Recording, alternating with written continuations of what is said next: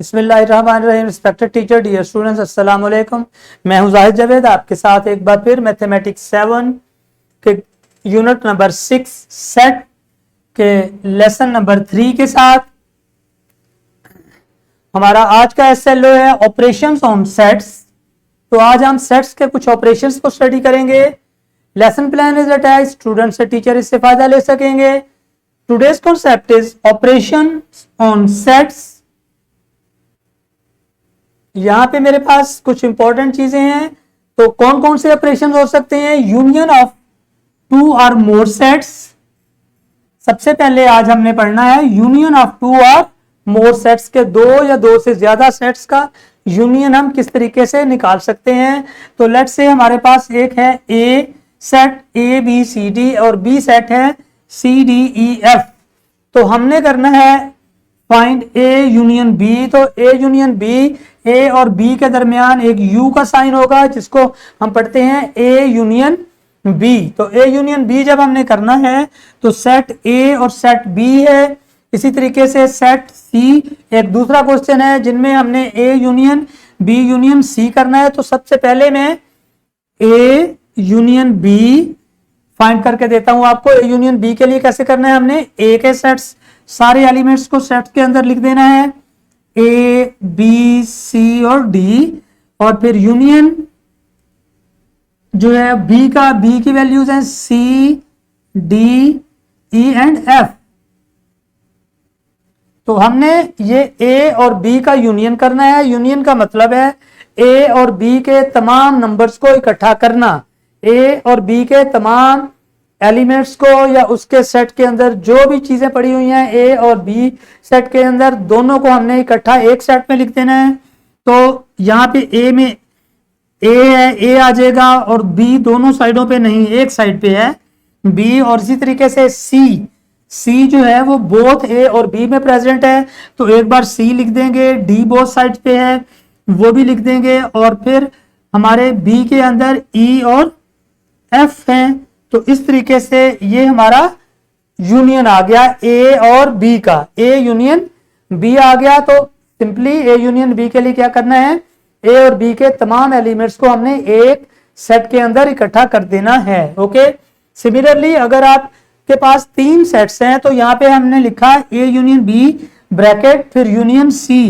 तो इसका मतलब है पहले ए यूनियन बी करेंगे, जब ए यूनियन बी आ जाएगा तो उसको फिर सी के साथ, उसके आंसर को फिर सी के साथ यूनियन कर देंगे। तो इस तरह से ए बी और सी तीनों सेट्स के आइटम्स या एलिमेंट्स इकट्ठे एक सेट के अंदर आ जाएंगे और वो हमारा आंसर बनेगा। ओके। तो नेक्स्ट स्लाइड पे चलते हैं हम।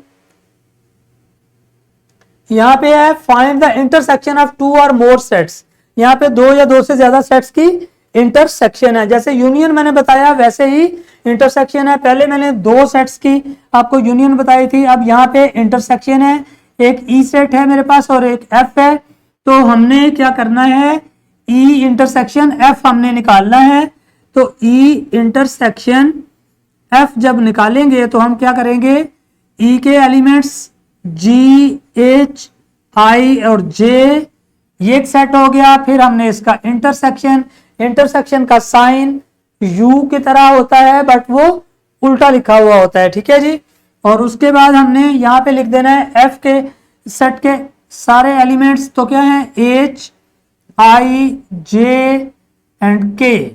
तो ये दोनों सेट्स को क्लोज कर दिया। अब जब हमने इंटरसेक्शन करना है तो यूनियन में ए और बी या पहले सेट और दूसरे सेट के तमाम आइटम्स को हम इकट्ठा कर लेते थे, जो पहले में हो या दूसरे में हो। बट इंटरसेक्शन जो है इसमें हम जो दोनों साइडों पे कॉमन एलिमेंट्स होते हैं उनको हम लिखते हैं। तो इंटरसेक्शन में हमारे पास ओनली कॉमन एलिमेंट्स होते हैं, जैसे कि एच जो है वो बोथ साइड पे है, ठीक है। ई में भी एच है और एफ में भी एच है, तो एच लिखा जाएगा। और फिर आई जो है वो बोथ साइड पे है, उसको भी हम लिख लेंगे हमारे आंसर में। लेफ्ट साइड पे जो हमारे पास ई है वहां पे जी और जे, जी है, जबकि वहां पे हमारे जो एफ सेट है उसमें जी प्रेजेंट नहीं है, तो वो हमारे आंसर का हिस्सा नहीं होगा। एक तीसरा आइटम है जे जो कि बोथ साइड पे है, ठीक है, तो वो भी हम लिख देंगे। अब राइट साइड पे जो कि हमारे पास एफ सेट है, उसका लास्ट आइटम के वो हमारे फर्स्ट सेट ई के अंदर प्रेजेंट नहीं है, इसलिए वो हमारे आंसर का हिस्सा नहीं होगा। तो हमारा यूं आंसर आ जाएगा E intersection F is equal to H I J. क्या आ जाएगा? H I J. सिमिलरली आप 3 एलिमेंट्स के इंटरसेक्शन भी फाइंड कर सकते हैं। जैसे कि मेरे पास ए सेट है, ए इंटरसेक्शन बी। सबसे पहले हमने ए इंटरसेक्शन बी कर देना है, तो क्या करेंगे? ए और बी में से जो चीजें कॉमन होंगी वो लिखेंगे। ए के अंदर और बी के अंदर कौन कौन सी वैल्यूज कॉमन है? C and D. C and D both में कॉमन है, तो A intersection B C comma D बन जाएगा।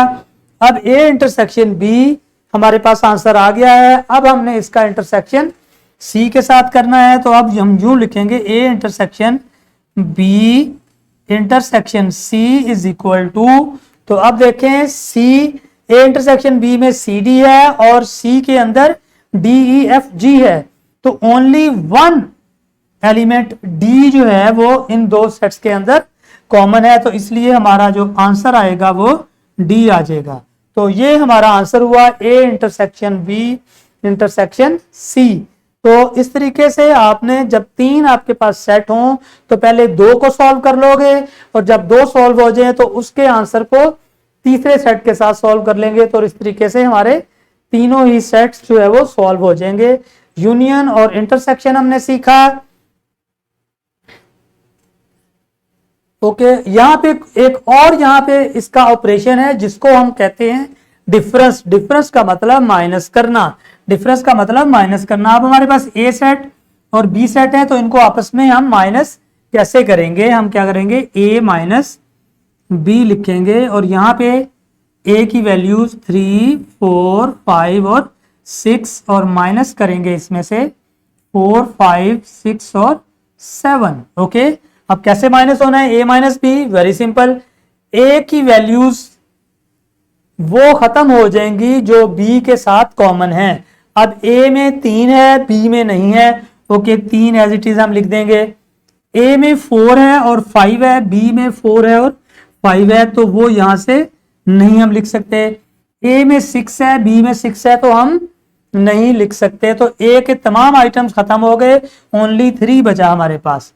4 इस 4 से माइनस हो गया, 5 से माइनस हो गया, और 6 से, मतलब ये 4 से माइनस, 5 से माइनस, और 6 से माइनस हो गया। तो इस तरह से ए के 3 आइटम्स जो है वो माइनस हो गए हैं। एक ऐसा आइटम जो कि बी में प्रेजेंट नहीं था, इसलिए हमने वो हमारा आंसर हो गया ए माइनस बी। सिमिलरली अगर बी माइनस ए करेंगे तो हमें पहले बी लिखना पड़ेगा, फिर माइनस ए लिखेंगे, फिर बी की वैल्यूज को 4, 5, 6 और 7 लिखा हमने, फिर माइनस किया इसमें से ए की वैल्यू 3, 4, 5 और 6।